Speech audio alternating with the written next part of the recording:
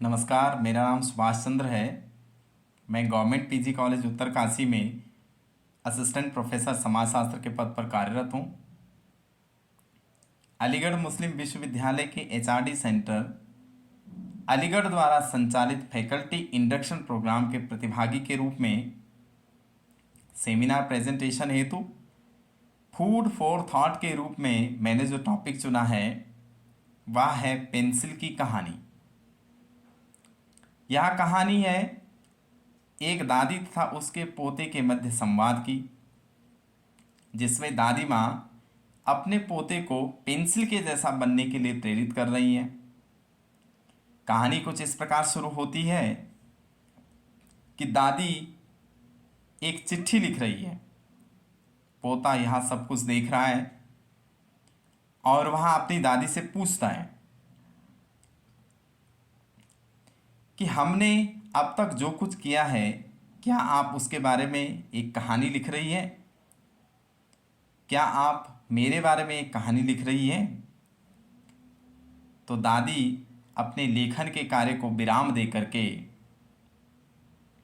पोते की बात का जवाब देती हैं और कहती हैं, हाँ बेटा, मैं आपके विषय में ही लिख रही हूँ, किंतु मेरे शब्दों से कहीं अधिक महत्वपूर्ण मेरी यह लेखनी है, मेरी यह कलम है जिसके द्वारा मैं लिख रही हूँ। मैं आशा करती हूँ कि भविष्य में तुम इस लेखनी के जैसे बनोगे।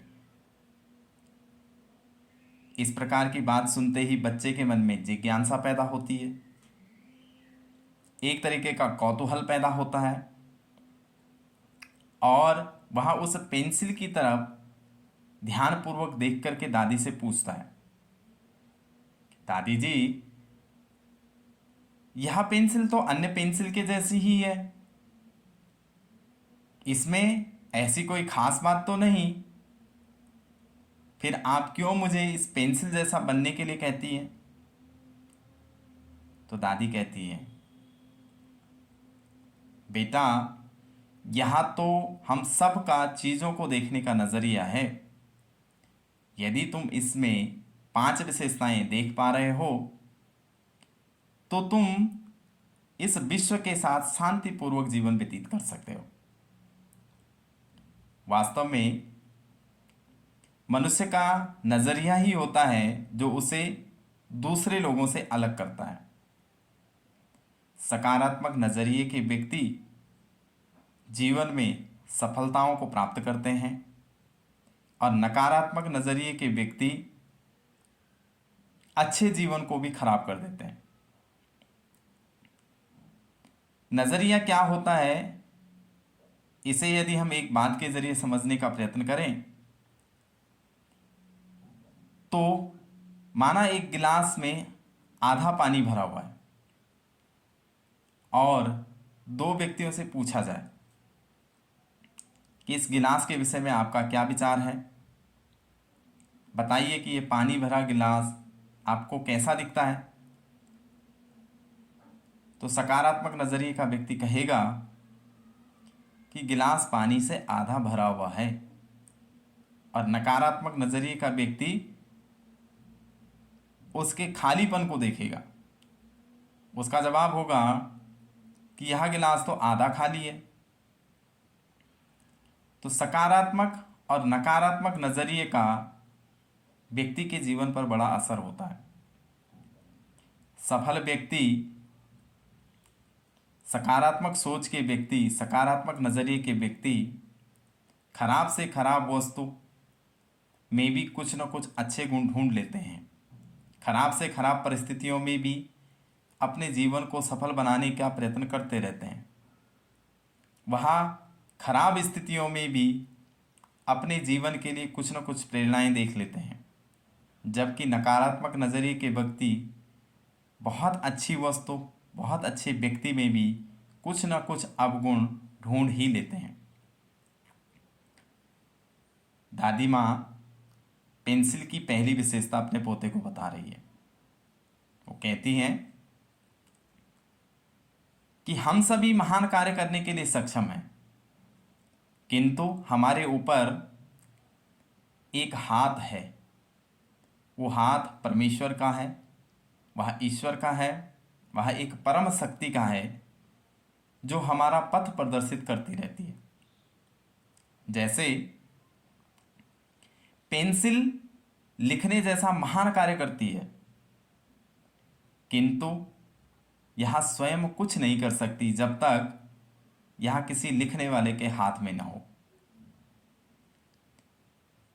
इसके द्वारा महान लेखकों ने, महान साहित्यकारों ने इस दुनिया को एक नई दिशा प्रदान की है। यह पेंसिल ही है जिसने महान ग्रंथों की रचना की। यह पेंसिल ही है, यह लेखनी ही है जिसके द्वारा महान इतिहास लिखे गए हैं। किंतु इसके लिए किसी व्यक्ति, किसी लेखक के हाथ की आवश्यकता है। वैसे ही हम मनुष्य महान कार्य करने के लिए जन्मे हैं, किंतु परमात्मा के हाथ के बिना, उनकी कृपा के बिना शायद हम अपने लक्ष्य तक नहीं पहुंच सकते। दूसरी विशेषता में दादी जी कह रही हैं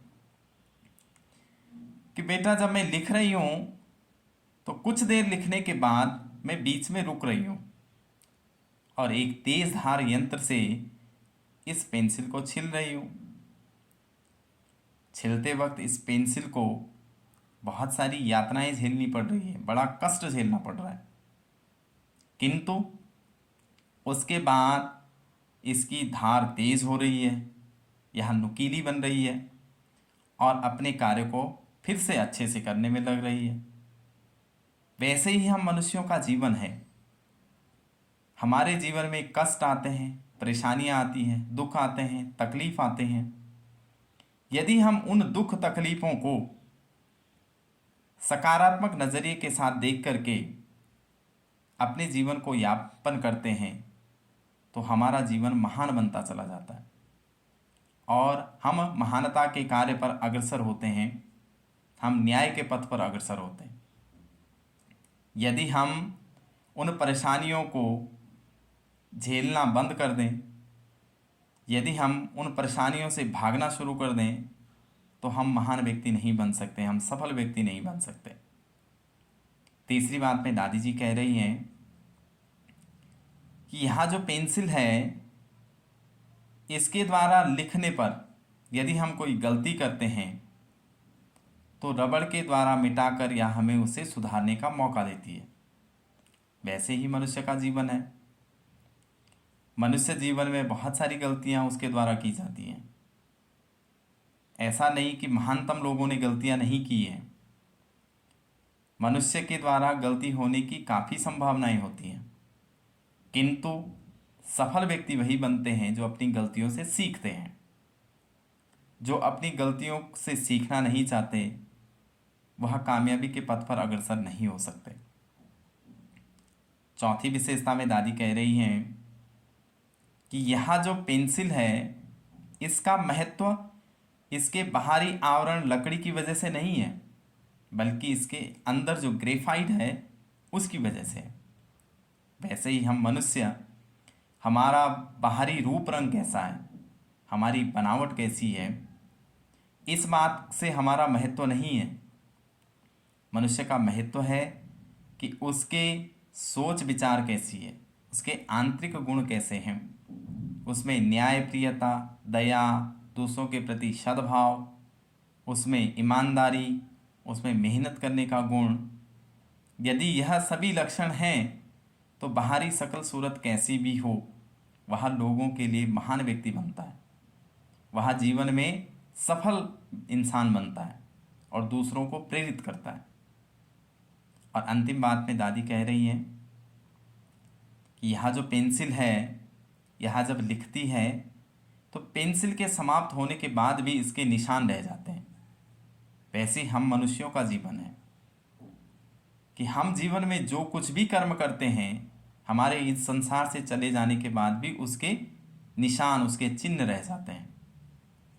यदि हम अच्छे कर्म करते हैं तो हमारी आने वाली पीढ़ियां उन पद चिन्हों पर चलना पसंद करती हैं वह उन्हें प्रेरणा के रूप में लेती है। किंतु यदि हम गलत कार्य करते हैं तो कोई भी उस पद चिन्ह पर चलना नहीं चाहता, किंतु लोग उसकी किए गए कर्मों को याद करके उसके बारे में भला बुरा जरूर कहते रहते हैं। तो हमें अपने जीवन में कार्य इस प्रकार करने चाहिए कि हमारे जाने के बाद जो निशान रहें वह लोगों को सफलता के मार्ग पर अग्रसर होने के लिए, एक अच्छा इंसान बनने के लिए प्रेरित करें। इस कहानी के द्वारा दादी अपने पोते को एक अच्छा इंसान बनाने के लिए, उसे अच्छे मार्ग पर अग्रसर करने के लिए प्रयास कर रही है। लेखक पूरे समाज को संदेश दे रहे हैं कि यदि हम पेंसिल में जो 5 गुण हैं उन्हें अपने जीवन में उतार लें तो हम एक अच्छे इंसान बन सकते हैं। हम अपने जीवन को बहुत सफलता और सरलता और शांतिपूर्वक व्यतीत कर सकते हैं। बहुत बहुत धन्यवाद।